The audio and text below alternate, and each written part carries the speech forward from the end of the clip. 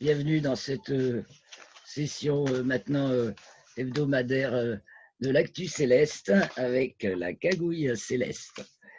Et donc nous attaquons aujourd'hui, c'est la nouvelle lune et nous attaquons donc la deuxième lune de printemps, puisque la première a eu lieu très vite, tout de suite après l'équinoxe, ce qui fait ça nous fait un printemps en avance déjà, ça de nature.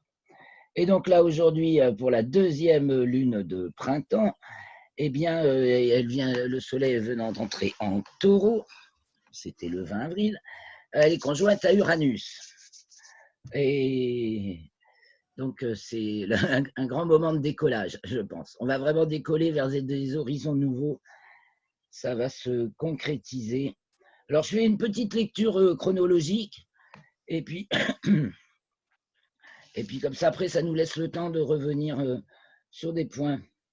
Alors, donc on va continuer. Demain, en héliocentrique, Mercure est conjoint à Neptune, donc c'est dans le signe des poissons. Et moi, ça me parle beaucoup de tous les petits réseaux, comme pour les réseaux d'eau souterrains qui circulent sous la Terre et qui sont nombreux et qu'il y en a partout. Et c'est un réseau un petit peu inextricable qui est en train de grossir. Et en plus, et également, je dirais, c'est aussi un charivari émotionnel, on pourrait dire. Ça me rassouille un peu dans tous les sens. Et du coup, c'est aussi, ça brasse la lie, surtout les poissons, c'est la décantation, la lie. Et on démarre, et donc demain démarre le mois de Ramadan, puisque le premier croissant a lieu. C'est le demain soir, enfin ça dépend pour quel endroit sur Terre, il y en a, c'est plus tôt, et c'est le 23, d'autres c'est le 25. Pour chez nous, en tout cas, le Ramadan commence demain, donc vous irez voir dans le site. Ah bah tiens, je vais partager, vous montrer un petit peu les liens. Alors, partager l'écran, c'est ça. Je vais vous partager l'écran avec Recastre. Voilà, ici. Hop. Là. Excusez-moi, une seconde. Un petit flop. Voilà. Ouais, ça y est. Je balance, voilà. Je viens là-dessus, je le partage et je retourne au bon endroit de mon article. Ça vous montre un peu comment on navigue dans le site. Ah ben voilà, vous affichez en vignette, c'est cool. Donc c'était pour parler du premier croissant. Donc il y a une image et ce premier croissant, donc la Lune n'est pas loin des Pléiades. Domi, tu pourrais aller passer ton coup de fil ou couper ton micro, s'il te plaît. Coupe ton micro, ça nous dérange. Ah, c'est Philippe. De joindre. D'accord. Ah, ah d'accord.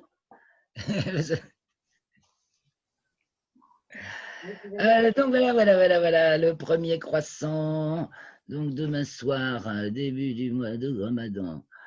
Dans le calendrier de l'Hégire. Oui, voilà, je voulais vous montrer justement les liens pour aller se renseigner sur ce calendrier.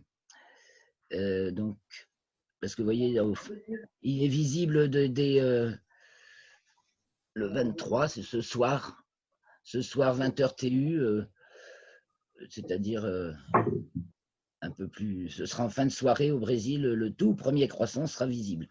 Chez nous, il sera visible demain, le premier croissant, donc vous avez un lien vers le calendrier de l'Hégire et une petite image, donc la Lune est en conjointe Uranus pour la nouvelle Lune, et pour une fois, elle était conjointe à Mercure avant.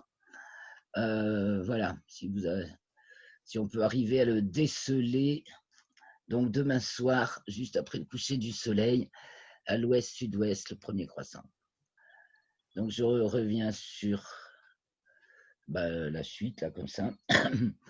Donc le 24, la Lune est conjointe aux Pléiades, donc nous avons un fin croissant de Lune conjoint aux Pléiades le lendemain.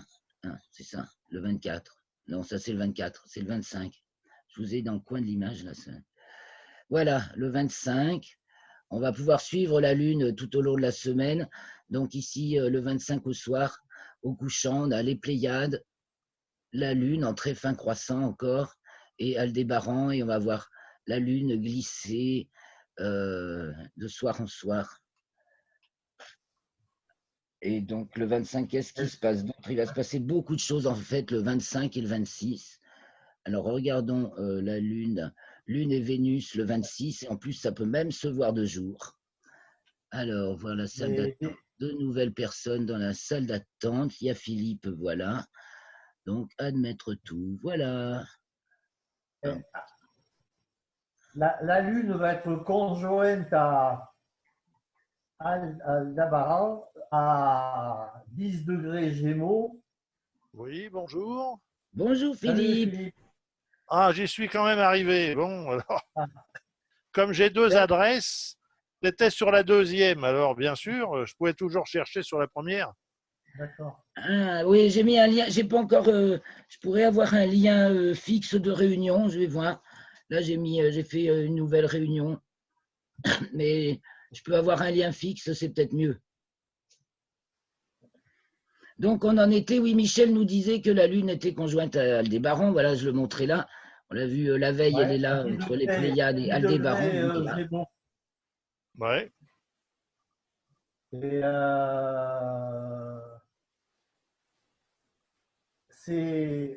j'ai vu dans la mythologie, c'est un des 4 gardiens du ciel. Oui, une des 4 étoiles royales des Perses. C'est les 4 étoiles de la croix du zodiaque fixe. Ouais. Comment? Et c'est l'archange Michael qui est le chef. Ouais. Ouais, Voilà. c'est intéressant. Et à notre époque, revenons sur les Pléiades, c'est plus marquant encore.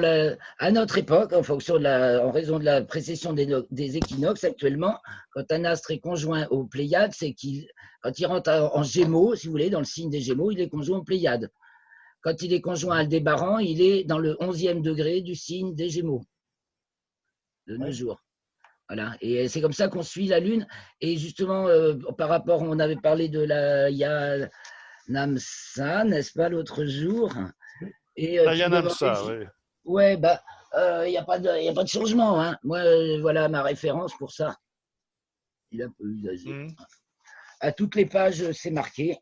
Et moi, je le vérifie. À chaque conjonction de la Lune ou d'une planète avec une des étoiles de l'écliptique principale, je note la longitude écliptique du moment de l'étoile. Et effectivement, ça prend 4 secondes par mois, à peu près. Ouais. Voilà. Et donc, tu l'as précisément, c'est à la Yamsa, dans les éphémérides classiques.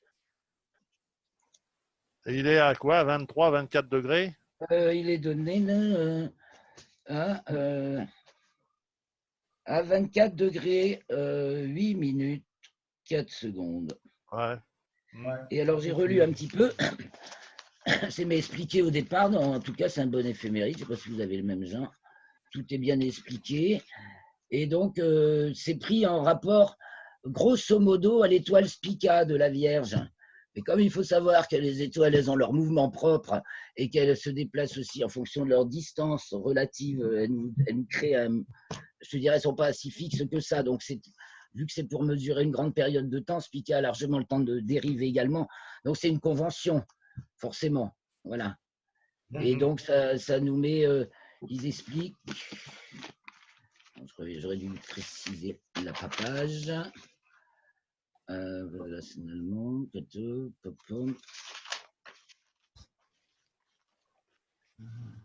Non, c'est pas là. Bon, que c'est par rapport, grosso modo, à l'an moins 250. Voilà, la Yamsa vrai est une des données les plus utilisées pour déterminer le degré 0 degré du zodiaque sidéral. Il donne la longitude du 0 degré bélier tropical dans le zodiaque sidéral. Il correspond à l'attribution de la position 0 degré 0 balance, enfin 0 degré balance, voilà, dans le zodiaque sidéral. à l'étoile fixe Spica. Voilà, ça c'est donc Spica de nos jours, elle marque le 25e degré du signe de la Balance. Et donc c'était à peu près, c'était à l'époque en moins 285. Non, en plus 285. Mhm. Voilà, considérant Spica à 0, Balance en plus 285. Aujourd'hui, elle est à 24 et des poussières. Balance, effectivement. Voilà, et donc c'est donné Alors, tout simplement cette là. lune, elle est en conjonction aujourd'hui avec le Soleil. Avec Uranus. Ah bah oui, avec le Soleil, c'est pas faux. Et Eh oui, bien oui, elle c'est est la nouvelle en lune. conjonction et c'est la nouvelle lune du Ramadan. Nous en avons Mais parlé. comme la Début. nouvelle lune, on ne la voit pas, les astrologues n'en parlent pas et ils la verront samedi et ils vont commencer le Ramadan samedi Au parce qu'on premier verra croissant. le premier du croissant. Voilà, Mais ben en en fait, il est demain réalité, pour nous. la nouvelle lune du Ramadan, c'est Vendredi. aujourd'hui, mais ils ne le disent pas et personne n'en parle. Parce que le Ramadan commence le jour du premier croissant. C'est d'ailleurs toute la problématique du calendrier musulman, parce que selon que tu sois sur Terre, par exemple, le premier croissant est visible ce soir au Brésil. Le tout premier, le croissant primeur de cette Ouais. lune est visible quelque part à la pointe du Brésil ce soir. Nous, le premier croissant, pour nous, ici, on le verra le 24, et il est probable qu'il y ait des lieux qui ne le verront que le 25. Ce qui fait qu'en fait, Bien sûr. selon les lieux, il démarre, la date n'est pas toujours particulièrement fixe. Voilà. Et donc, on continuait, donc on en était aux Pléiades et les 0 degrés Gémeaux. Et ça, c'est samedi. Et en même temps, qu'est-ce qu'on va avoir? Le Pluton va devenir stationnaire. Donc, on va rentrer dans une autre. Il va revenir sur ses pas. Il rentre en rétrogradation jusqu'au 4 octobre. Où il remonte. Il va revenir de 2 degrés en arrière. Il est dans le 25e Capricorne. Il revient jusqu'au 23e Capricorne. Là, donc là, on va faire une petite revue en arrière de tout ce qui. Du nouveau positionnement. Compris, il va déjà. recommencer. Ouais. Parce qu'entre-temps, Saturne y a été conjoint pendant sa rétrogradation. Ah bah, du coup, il va être 3 fois conjoint à Jupiter. Jupiter, il a déjà été. Non, en géocentrique, il va être 3 fois conjoint à Jupiter. Et Jupiter sera 3 fois conjoint à Pluton d'ici le 21 décembre. Et donc, ça se voit pas. Ouais, mais à aujourd'hui, Saturne, il est passé en Verseau, il revient, il va revenir sans tarder quand il sera rétrograde en Capricorne. Et ça, si, il revient en Capricorne du 3 juillet au quelque chose novembre ou décembre. Ouais. Okay. Pareil, on va refaire. On va faire quelques. De toute façon, chaque année, les planètes ont leur boucle de rétrogradation. On fait un retour en arrière. Jusqu'à présent, là, on avait 0 rétrograde là, ces derniers temps. Là. Oui. Là, et là, maintenant, on va faire le point. Et donc, en même temps, alors dans le ciel, on aura justement la Lune conjointe à Aldébaran, donc elle sera donc 11e degré des Gémeaux, le Soleil qui est conjoint à Uranus, et dimanche, et en même temps dimanche, alors le 26, nous sommes en 2020, le 34e anniversaire de Tchernobyl, dimanche 26 avril. La série, donc Pluton venant juste de rentrer en rétrogradation, Lune est conjointe à Aldébaran, le Soleil conjoint à Uranus, Mercure rentre en Bélier en héliocentrique, la Lune est conjointe à Vénus, et Uranus est à l'apogée, parce que quand il est conjoint au Soleil, il est aussi à l'apogée. Avec Uranus, c'est à peu près toujours, ça tombe le même jour. Donc, beaucoup de nouveautés et de l'élégance avec Vénus, n'est-ce pas? Mais il y a du punch, il y a de l'énergie et il y a du nouveau, quoi. Et Uranus à l'apogée. Pardon? Il y a beaucoup de feu. Alors, on entend. Vous avez entendu il trouve que c'est beaucoup de feu, ça. Vous avez entendu qu'il y a le feu dans la forêt à côté de Tchernobyl, justement. Ah. Et que du coup, il y a de la radioactivité qui va descendre. Ah. Oui, j'ai lu ça sur Internet. Oui, j'en ai entendu parler aussi, oui. Que le feu avait repris à cause de la radioactivité. Ouais. Ah. Ne vous inquiétez pas, ça ne traverse pas les frontières. Non, non, il n'y a pas Ah, c'est d'inquiétude plus à avoir. emmerdant De pour toute ceux qui façon. sont à côté, On hein. est confinés chez nous, donc c'est bien. On risque rien. On Non, risque mais rien. disons, ceux qui sont sur place, Ça oui, nous c'est plus permet embêtant. d'approfondir les choses tranquillement, donc c'est bien. Hein. Ouais. Mais là, je vois qu'aux alentours de 22 heures, il y aura l'essaim météorique Ah, il y a des roses le humides maximum à peu près, d'avril. hein. Ouais. Aujourd'hui. Ah oui, mais les pipupites, c'est pour l'hémisphère sud. On peut les voir passer rasant au sud. Donc, vers quelle heure la poupe passe au sud c'est une bonne question. Je vous remercie d'avoir posé. On va faire un petit tour sur Stellarium. Et il faut que je vous partage mon écran. Je ne sais pas si ça va marcher. Et donc, tiens, alors aussi, on peut observer 2 jours avec des jumelles, la Lune et Vénus, mais, le 26 avril, donc dimanche, vers 16h30, elle passe au méridien. On a la Lune et on aura. Donc, la Lune, 2 jours, on la voit, on verra le croissant, 2 jours. C'est Ouais. aussi qu'il faut regarder vers le sud, à la hauteur, je ne sais plus quelle hauteur exactement, assez haut. Merde, je suis nul. Hein. Et ça passe haut, bah oui, c'est le taureau, ça passe à 70 degrés haut dans le ciel. À 16h30, dimanche, on pourra voir le croissant de lune et au-dessus, paf, avec des jumelles, on pourra voir Vénus, 2 jours. Et après, le soir, on est là très facilement. Ouais. Donc, oui, je voulais parler de périgée, apogée. Périgée, c'est le moment de contraction maximale et de stress maximal, la vitesse maximale. Apogée, c'est le moment de détente maximale. On ne peut pas se détendre davantage, après, il faut revenir. Donc, quand. Est-ce qu'il y a des parallèles de déclinaison? Oui. Il y en a. Alors, il y en a un particulièrement. Et puis, il y a, oui, il y a justement dans Soleil conjoint Uranus, nous avons un parallèle Soleil-Uranus à 13 degrés de déclinaison nord. Yes. Et le nord et le sud sont bien en face? Non, ils sont pas. Comment veux-tu dire? Les deux sont en déclinaison nord, ils sont en parallèle, pas en contre-parallèle, c'est une conjonction. Ils sont en parallèle, d'accord. Ouais. Ils ne risquent pas de se retrouver en contre-parallèle lors d'une conjonction, du moins celle-là. Ou alors un truc hyper serré comme c'était avec. Mais ça, c'était en latitude héliocentrique, avec Jupiter et Saturne, là, quand ils ont changé, qui sont passés au nœud ascendant presque en même temps. À un moment donné, ils ont été en parallèle de latitude à quelques minutes nord. Et puis 2 jours après, ils ont été en contre-parallèle de latitude à quelques minutes nord-sud. Et puis voilà. Mais c'est rare. En plus, ça, c'était un signe de basculement. Putain, ça, c'est un signe de basculement en équilibre. Ça s'est passé au mois de février. Ben voilà. Est-ce que vous voyez Stellarium là, que j'ai mis sur mon écran, ou est-ce que ce partage-là, il ne marche pas? On l'a vu tout à l'heure, oui. Ah ben, vous avez vu l'image? Non, ben, il faut que je partage davantage. Je partage davantage. Je ne suis pas sur la bonne fenêtre. C'est là, non, c'est pas là. Donc c'est là, non, c'est pas là. Donc c'est là. Ah voilà. C'est peut-être là. En petit. Là, je vous en miniature parce que j'ai ouvert des fenêtres. Comment je fais pour récupérer ma grande fenêtre au secours? Excusez-moi. Je voudrais vous montrer un truc, mais là, je vois. Ah bah si, c'est peut-être là que je suis bête, tout bonnement. Voilà. Si j'appuie là, je reviens entre la distance notée. Nouveau partage. Stellarium. Voilà. Et là, vous devriez voir.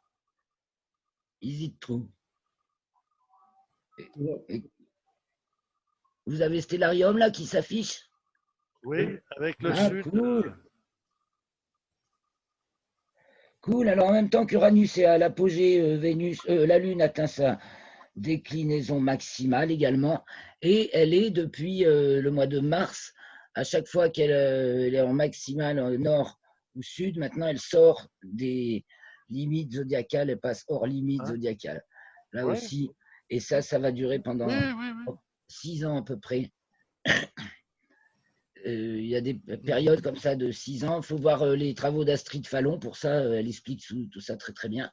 Ouais. Et j'ai fait bon, les amis, moi je suis obligé de vous quitter, mais j'ai été ravi de pouvoir vous apercevoir et vous écouter quelques minutes. Merci beaucoup. Philippe. Bon, À alors, bientôt. Merci Claire. avec grand plaisir. Merci à vous. Voilà. Allez, Ouais, bye. pensez à vous inscrire sur ma petite liste afin que je puisse, pour aller dire que je vous enverrai un mail effectivement Ouais, automatisé, ok. parce que plus on va être nombreux, et qui soit coordonné avec ma plateforme, afin que ça se. D'accord. Et Bonne continuation. Merci Merci beaucoup. à toi aussi. Ciao, ciao. Alors, on continue. Le temps passant, il est 26, on aura bien de 10 minutes de rab. Ensuite, lundi prochain, donc la Lune passe à son ascendant, ne pas jardiner ce jour-là. Et Mercure, qui vient d'entrer en Bélier en héliocentrique, va rentrer en Taureau en géocentrique. Donc dimanche, il est Bélier. Hein. Vous essaierez de sentir ce que c'est qu'un Mercure Bélier, parce que lundi, il passe en Taureau en géocentrique.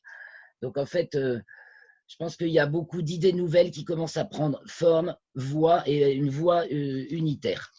Et ça va commencer à faire du poids dans la balance, parce que si on a le temps de regarder un petit peu sur le thème héliocentrique, on voit bien la balance qu'il y a entre, le 30, on arrive à une opposition Mercure-Vénus en hélio, et avec Vénus qui est en balance et Mercure donc qui est en bélier. Tout ça, c'est pas loin de l'opposition Terre-Uranus. Et parce qu'en héliocentrique, Soleil conjoint Uranus, en géocentrique, ça donne Soleil conjoint Uranus, en héliocentrique, Terre opposée Uranus. Et donc, Vénus balance, Vénus, c'est les représentants, c'est les favoris, ils sont fortement contrebalancés justement par une voix de la nature, et de plus en plus unitaire. Et comme c'est en double carré à notre amas en Capricorne, là, où Mars et Jupiter sont en train d'arriver, se précipiter sur Pluton et Saturne, on n'a pas fini qu'il y ait des casseroles qui tombent, quoi. On va entendre des bruits de casseroles. Hein. Ça, des. Ouais, parfait. Ça va être chaud. Ouais, on est d'accord. Et donc ça se passe le 30. Et donc on se retrouvera donc d'ailleurs le 30. Ce sera mon anniversaire. Voilà. Et dans ce contexte, avec la Lune qui sera conjointe à l'amas de la crèche. J'ai beaucoup de chance. Ah oui. D'accord. Vénus aussi, d'ailleurs, la veille, le 29, atteint sa latitude maximale en géocentrique. Donc ça, vous voyez, ça donne ça, cette notion, une notion quand même de protection. Il y a de la douceur et de la protection. Vénus sera toujours en Taureau, là? Non, elle sera partie. Elle est en Taureau, ouais. Puis elle y est même pour un moment, parce qu'elle va rétrograder. Elle va rester là pour. Oui, attends, je vais te dire. Gémeaux. Alors, attends, allons-y. Cherchons Vénus. Allez, on descend. Est-ce que vous voyez l'article là? Ou est-ce que vous avez. Non, on est dans la campagne. On a Stellarium. Je reviens sur l'article, c'est là. Voilà. Et donc Vénus, elle est directe depuis le 16 novembre 2018, elle va devenir rétrograde le 13 mai jusqu'au 25 juin. Ce qui fait qu'elle va rester, là elle est dans le signe des Gémeaux et elle va rester elle va rentrer dans le signe des Gémeaux. Non, elle y est là. Et elle y reste jusqu'au 7 août. Depuis le 3 avril jusqu'au 7 août, en raison de cette rétrogradation, elle reste dans le signe des Gémeaux. Là, c'est pareil. On va voir des tas de trucs nouveaux. Youpi, ça donne le temps là, de les fabriquer un peu. Et elle est dans la constellation donc, du Taureau. Elle va rester près d'Aldébaran et Pléiades. Donc, jusqu'au mois d'août, Vénus reste dans ce contexte. Voilà. Bon, je vous laisse un peu la parole. Une bonne nouvelle, c'est que j'ai entendu que les gens qui s'éveillaient, on est à 45% au niveau mondial. Hein. Donc ça monte à une vitesse étonnante. Ça monte, c'est ça qu'on voit et là, ça va. On était à 20% il n'y a pas très longtemps. Hein. Avant le Covid, on était dans les 5%. Et ça monte. Oh, un cadeau de Zoom. Vous attendez, vous manquez de temps. Nous avons supprimé la durée limite de 40 minutes sur votre réunion de groupe. Oh merci Zoom, j'adore. Oh ouais, j'adore. Oh du coup, on est plus. on n'a même pas de limite de temps. Enfin, j'en mettrai une à 5 heures, mais parce que je dois aller faire une course, mais tout va bien sinon. Ouais, puis je voulais vous remercier, surtout toi, Claire, parce que grâce à la réunion de la semaine dernière, avec Philippe, en fait, on a vachement, comment dire, communiqué. Il m'a envoyé plein de docs, plein de trucs. Et Ouais. c'est un super beau cadeau pour moi, parce que du coup, je peux un peu progresser et en apprendre plus. Voilà, donc je voulais te remercier.